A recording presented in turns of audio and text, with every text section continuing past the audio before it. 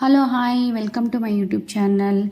Simple lunch ಬಾಕ್ಸ್ಗೆ ಇಲ್ಲ night ಡಿನ್ನರ್ಗೆ without masala ಎಲ್ಲರೂ ಇಷ್ಟಪಡ್ತಕ್ಕಂಥ ಕರ್ಡ್ ರೈಸ್ ಮತ್ತು ನನ್ನ ಫೇವ್ರೇಟ್ ಕರ್ಡ್ ರೈಸ್ ಅಂತಲೇ ಹೇಳ್ಬೋದು. ತುಂಬ ದೊಡ್ಡ ಪ್ರೋಸೆಸ್ ಏನಿಲ್ಲ, ನೀವು ನೋಡ್ತಾ ಇದ್ದೀರಾ. ಎಣ್ಣೆ ಹಾಕಿ ಸಾಸಿವೆ ಜೀರಿಗೆ ಹಾಕಿ ಈಸಿಯಾಗಿ ಮಾಡೋಂಥದ್ದು ಮತ್ತು ಬೇಗನೆ ಮುಗಿಯುತ್ತೆ ಮತ್ತು ಹೆಲ್ದಿ. ನಿಮಗೆ ಕಡಲೆ ಬೀಜ ಇಷ್ಟ ಆದರೆ ಕಡಲೆ ಬೀಜ ಜಾಸ್ತಿ ಹಾಕ್ಕೊಳ್ಳಿ. ಮತ್ತು ಇದಕ್ಕೆ ನೀವು ಬೇಕಾದರೆ ಉದ್ದಿನಬೇಳೆನೂ ಹಾಕ್ಕೋಬೋದು. ಕಡಲೆಬೇಳೆ ಮತ್ತು ಉದ್ದಿನಬೇಳೆ ಎರಡೂ ಹಾಕ್ಕೊಂಡ್ರೆ ಚೆನ್ನಾಗಿರುತ್ತೆ, ತಿನ್ನಬೇಕಾದ್ರೆ ಮಧ್ಯದಲ್ಲಿ ಸಿಗುತ್ತೆ.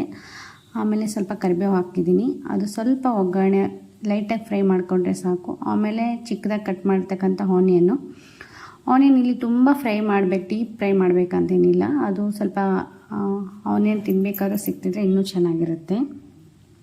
ಮತ್ತು ನಿಮಗೆ ರುಚಿಗೆ ತಕ್ಕಷ್ಟು ಉಪ್ಪು.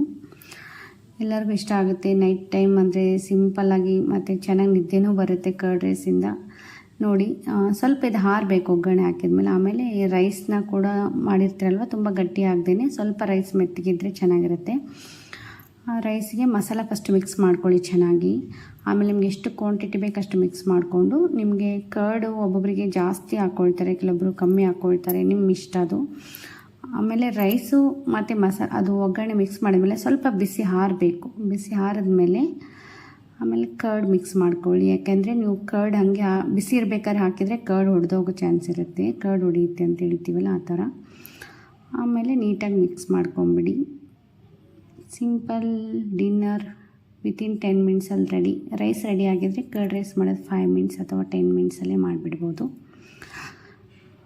ಇದಕ್ಕೆ ಬೇಕಾದರೆ ಕೆಲವೊಬ್ಬರು ದಾಳಿಂಬೆ ಹಾಕ್ಕೊಳ್ತಾರೆ ಮತ್ತು ಕೆಲವೊಬ್ಬರು ಗ್ರೇಪ್ಸ್ ಎಲ್ಲ ಹಾಕ್ತಾರೆ. ಬಟ್ ನಾನಿಲ್ಲೇನು ಫ್ರೂಟ್ಸ್ ಹಾಕಿಲ್ಲ, ಜಸ್ಟ್ ಸಿಂಪಲಾಗಿ ಕರ್ಡ್ ರೈಸ್ ಮಾಡಿ ತುಂಬ ಚೆನ್ನಾಗಿರುತ್ತೆ. Thank you, bye.